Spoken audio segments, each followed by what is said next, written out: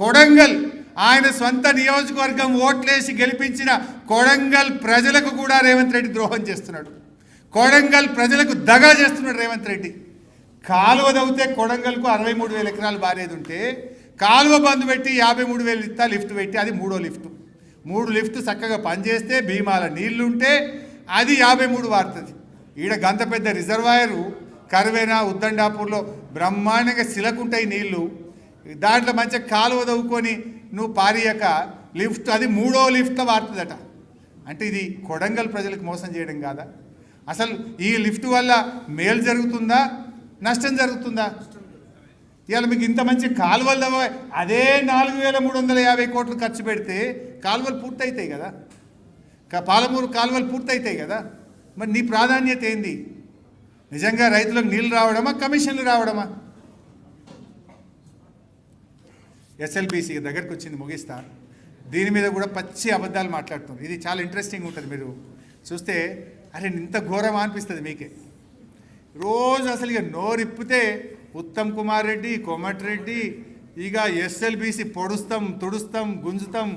ఇక ఎట్లా మాట్లాడిందంటే గవర్నమెంట్ వచ్చిన కొత్తలను అయితే 2 ఏళ్లలో అయిపోయాయి ఎస్ఎల్బీసీ, 3 ఏళ్లలో ఎస్ఎల్బీసీ పూర్తి చేస్తాం, అయ్యే పోతుంది ఎస్ఎల్బీసీ, గుంజి పారేస్తామని చెప్పారు. ఏం చేసిండ్రో ఒక్కసారి చూడండి. ఇది ఇన్ఫర్మేషన్ యాక్ట్లో నేను తెప్పించుకున్న కాగితం. ఇది సమాచార హక్కు చట్టం నుంచి చీఫ్ ఇంజనీర్ నుంచి తెప్పించిన కాగితం, నా సొంత కాగితం కాదు, మొన్న తెప్పించిన. వీళ్ళు ఊకి ఇట్లా మాట్లాడుతుండ్రని తెప్పించిన. అసలు ఎస్ఎల్బీసీ కింద ఎవరు ఎంత పని చేసిండ్రు ఏం జరిగింది తెప్పించిన. కరోనా ఉన్నా మీరు చాలాసార్లు వాళ్ళ స్టేట్మెంట్ చూసి ఉంటారు. బీఆర్ఎస్ వచ్చినాక ఎస్ఎల్బీసీ పక్కకు పెట్టింది, ఎస్ఎల్బీసీ 1 కిలోమీటర్ దవ్వలేదు, ఎస్ఎల్బీసీని పండబెట్టిండ్రు, ఎస్ఎల్బీసీని కావాలని నల్లగొండ మీద కక్ష కట్టిండ్రు అని చిల్లర ఉద్దర మాటలు మాట్లాడుతుండు ఉత్తమ్ కుమార్ రెడ్డి. విషయం ఏందో మీరు చూడండి. కరోనా వచ్చి 2 ఏళ్ళు పనులకు ఇబ్బంది అయింది. అయినా 7 సంవత్సరాల బీఆర్ఎస్ హయాంలో ఎస్ఎల్బీసీలో 11.5 కిలోమీటర్ల టనల్ మనం తవ్వాము. దానికి 1,358 కోట్లు ఖర్చు పెట్టినాం. ఆ టనల్ పూర్తయితే టనల్ నీళ్ళు వచ్చి ఎక్కడ పడతాయి? దిండి రిజర్వాయరు పెండ్లిపాక రిజర్వాయర్లో నీళ్లు పడాలి. మరి టనల్ పూర్తి చేస్తున్నాము అనే ఉద్దేశంతో పెండ్లిపాక దిండి రిజర్వాయర్లను 3,892 కోట్ల రూపాయలతోని ఎస్ఎల్బీసీలో భాగంగా పెండ్లిపాక దిండి రిజర్వాయర్లను కూడా బీఆర్ఎస్ ప్రభుత్వం నిర్మాణం చేసింది. ల్యాండ్ ఎక్విజిషన్ R&R ఆ ప్రాజెక్టు నిర్మాణం కూడా మేము చేసినాం. మరి ముందుకు పోతే ఇప్పుడు అర్థమవుతుంది. 2014 నుంచి 23 వరకు 9.5 ఏళ్ళు. సరే మనకు 2 ఏళ్ళు కరోనా, మొదటి సంవత్సరం కొత్తది, అవన్నీ క్యాలిక్యులేట్ చేసిన యావరేజ్గా ఒక సంవత్సరానికి 1.2 కిలోమీటర్ మనం తవ్వినాం. మరి కాంగ్రెస్ వచ్చి ఇవాళకి 2 సంవత్సరాలు 1 నెల అయిందా? 2 సంవత్సరాలు 1 నెలలో కాంగ్రెస్ తవ్వింది 18 మీటర్లు. 18 మీటర్లు. ఇక వీళ్ళు మాట్లాడతారు బీఆర్ఎస్ మీద. అంటే యావరేజ్ ఎంత అంటే ఏడాదికి ఒక 9 మీటర్లు తవ్విరు. మనమేమో 1,200 మీటర్లు తవ్వితే వీళ్ళు 9 మీటర్లు తవ్విరు. ఇక వీళ్ళు బీఆర్ఎస్ను విమర్శిస్తారు, కేసీఆర్ గారి మీద మాట్లాడతారు. ఇక మేము ఎస్ఎల్బీసీని పొడుస్తాం తొడుస్తాం పీక్తాం. ఇదేనా? సంవత్సరానికి 9 మీటర్లు మీరు తవ్వేది. ఎస్ఎల్బీసీలో మేము 1,358 ఇక్కడ ఖర్చు పెట్టి 3,892 కోట్లు దిండి పెండ్లిపాక రిజర్వాయర్ల మీద ఖర్చు పెట్టి నల్లగొండ ఫ్లోరైడ్ను పారదోలాలని నిబద్ధతతో నిజాయితీతో పనిచేసిన పార్టీ ఇవాళ బీఆర్ఎస్ పార్టీ. మీరు మాటలు ఎక్కువ చేతలు తక్కువ. 9 మీటర్లు తవ్విరు ఏడాదికి మీరు. 9 మీటర్లు. సిగ్గుతో తలదించుకోవాలి. ఇంకా మీరా మాట్లాడేది? ఇక సరే, ఇక కాంగ్రెస్ ఇది 2 ఏళ్ల పాలనలో ఏం జరిగిందంటే పెద్దవా గొట్టుకపోయింది, వట్టెం పంప్ హౌస్ మునిగిపోయింది, ఎస్ఎల్బీసీ కుప్పగూలింది.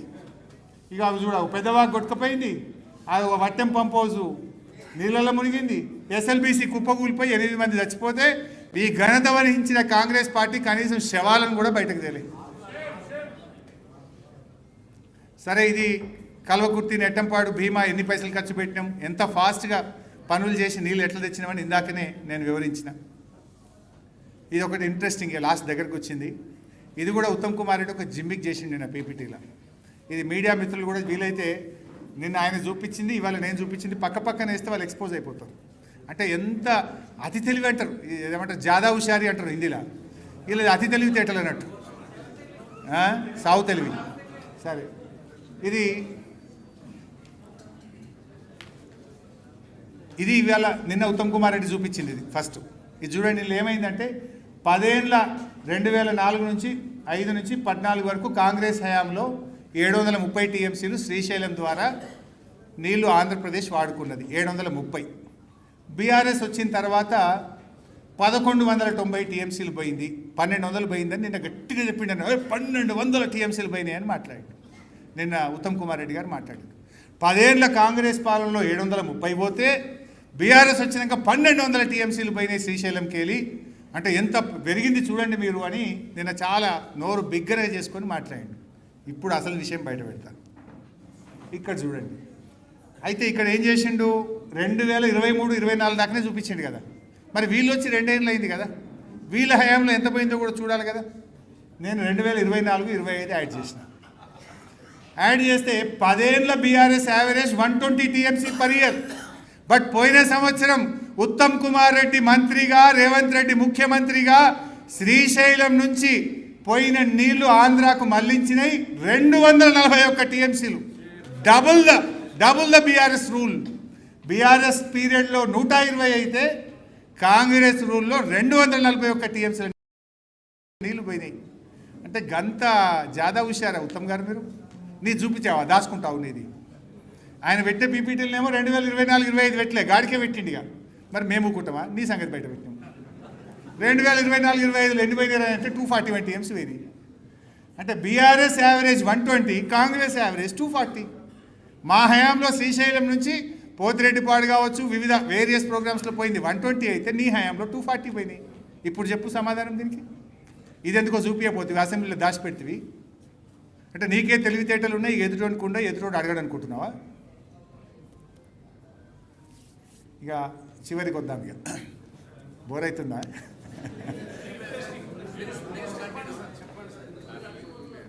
ఇక 2 ఏళ్లలో వీళ్ళు ఏం చేసిండు? ఇక అసెంబ్లీలో దంచుడు కదా, కోస్తారు కదా అంటే ఇక నోటికి హద్దే ఉంటుంది. కోసుడుగా కేసీఆర్ గారి పథకాలం కోసుడు, అబద్ధాల వరద కోసుడు. ఇక ఈ కోత చూడండి ఒకసారిగా. బట్టి విక్రమార్క ఫైనాన్స్ మినిస్టర్ బడ్జెట్ స్పీచ్లో చదివిండు. ఏమని? మా ప్రభుత్వం తుది దశలో ఉన్న ఇలాంటి ప్రాజెక్టులను మరియు ఆయకట్టు తక్షణం పెంపొందించే 6 ప్రాజెక్టులను ఈ ఆర్థిక సంవత్సరంలో మరియు 12 ప్రాజెక్టులను వచ్చే ఆర్థిక సంవత్సరంలో పూర్తి చేయడానికి నిర్ణయించాం. ఇది 24-25. అంటే 2 సంవత్సరాల్లో ఒక 11.5 లక్షల ఎకరాల ఆయకట్టుకు నీళ్ళు ఇస్తాము అని 2 బడ్జెట్లలో చెప్పారు. 2 ఏళ్ళు అయిపోయి ఇప్పుడు 3వ సంవత్సరం నడుస్తుంది. వాస్తవంగా జరిగింది ఏంటో చూపిస్తాయి. ఇప్పుడు ఫస్ట్ ఇయర్ 6,55,000 ఇస్తామన్నారు. సెకండ్ ఇయర్ 5,05,000, అంటే మొత్తం 11,60,000 ఎకరాలకు నీళ్ళు ఇస్తామన్నారు. మరి ఇచ్చింది ఎంత? 2 ఏళ్లలో 11,60,000 ఎకరాలకు. యాక్చువల్గా మనం కట్ నీళ్ళు పెట్టిన పోయి లెక్క సీతారామ మొత్తం పూర్తి చేసినాం. ఓన్లీ కాలువల్లో అయితే నీళ్ళు పోతాయి, మేజర్ ఎక్స్పెండిచర్ అయిపోయింది. కాళేశ్వరం మేజర్ ఎక్స్పెండిచర్ అయిపోయింది, పిల్ల కాలువల్లో అవుతే ఆయకట్టు వస్తుంది. అట్లా మేజర్ ప్రాజెక్టులన్నీ పూర్తి చేసి పెట్టినాం. With little expenditure you can get this ayacut. But 11,60,000 ఎకరాలకు నీళ్ళు ఇస్తామని ఆ రోజు అసెంబ్లీలో బడ్జెట్లో చెప్పి 1,00,000 ఎకరాలకు కూడా ఇయ్యలే ఈ కాంగ్రెస్ పార్టీ 2 ఏళ్లలో. చేసింది ఏంటంటే చెక్ డ్యాములు పేల్చుడు, ప్రాజెక్టులు కూలగొట్టుడు, ప్రాజెక్టులు మునగొట్టుడు, ప్రాజెక్టులు తెగ్గొట్టుడు. పెద్దవాగు తెగ్గొట్టిండ్రు, వడ్డెంను మునగొట్టిండ్రు, ఎస్ఎల్బీసీని కూలగొట్టిండ్రు, తనుగుల చెక్ డ్యాములను బాంబులు పెట్టి పేల్చిండ్రు. గిదబ్బా మీరు చేసింది. ఆయకట్టు తెలియ కానీ ఉన్నది చెడగొడుతున్నారు మీరు. So I'm trying to conclude now. ముఖ్యంగా ఇక కాంగ్రెస్ గురించి చెప్పాలంటే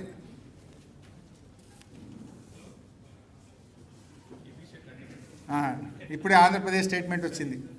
నేను చెవులో చెప్పినా చంద్రబాబుకు పని ఆపినా అన్నాడు కదా. ఆంధ్రప్రదేశ్ ప్రభుత్వం స్టేట్మెంట్ ఇచ్చింది. అది ఇప్పుడే ఏమని ఇచ్చిందంటే, రేవంత్ వ్యాఖ్యలను ఖండిస్తున్నాం. రేవంత్ రెడ్డి మాకు చెవులో చెప్పలేదు, మేము ఆపలేదు. ఈ ప్రాజెక్టు 2020లోనే జగన్మోహన్ రెడ్డి గారు ఉన్నప్పుడు బీఆర్ఎస్ ప్రభుత్వం ఎన్జీటీకి స్టే తెచ్చింది. ఇప్పుడు తలకాయ ఎడబెట్టుకుంటావు రేవంత్ రెడ్డి గారు? ఎడబెట్టుకుంటావు తలకాయ చెప్పిగా.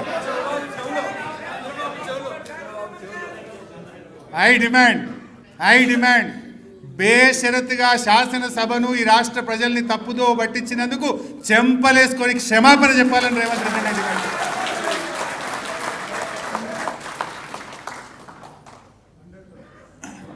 ఇట్లా ఇంకా చెప్పాలంటే చాలా ఉన్నది.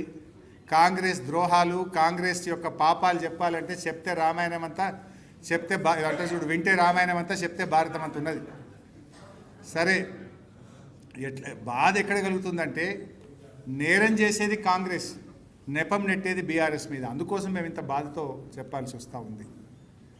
వీటన్నిటినీ ఇవాళ నీళ్లు లేని చోటు నుంచి నీళ్లున్న చోటికి ప్రాజెక్టులు మార్చి అంతర్రాష్ట్ర వివాదాలు పరిష్కరించి నిబద్ధతతో నిజాయితీతో తెలంగాణ ప్రజల ఆకాంక్షల్ని నిజం చేయాలని కొత్త ఆయకట్టును ఒకవైపు క్రియేట్ చేస్తూ